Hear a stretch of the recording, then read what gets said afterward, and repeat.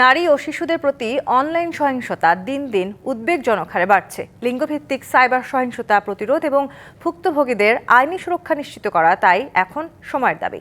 রাজধানীতে নারী ও প্রযুক্তি, অনলাইন সহিংসতা নিরসন ও আইনি সুরক্ষায় করণীয় শীর্ষক মতবিনিময় সভায় বক্তারা এসব কথা বলেন।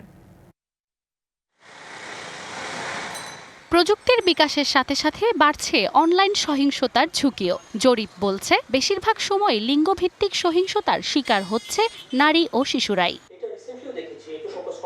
নারীর প্রতি অনলাইন সহিংসতা নিরসন ও আইনি সুরক্ষায় করণীয় ঠিক করতে ডেইলি স্টার ভবনে এক মতবিনিময় সভার আয়োজন করে cyber support for women and children, যাতে বক্তারা জানান গোপনীয়তা হারানোর ভয়, সামাজিকভাবে হয়রানি সহ নানা কারণে ৭৮% নারী প্রযুক্তিগত যৌন হয়রানির ঘটনায় আইনের দ্বারস্থ হন না।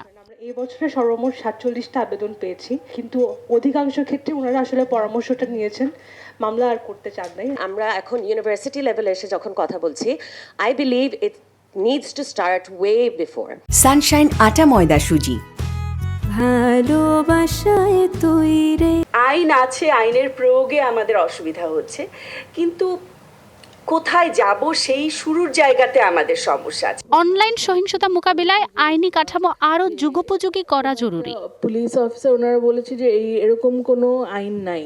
পুলিশরা যারা ফাইল করছে কেস, ওনাদের ট্রেনিং এর দরকার, যে যতই ফ্লস থাকুক কিছু তো আছে এখন।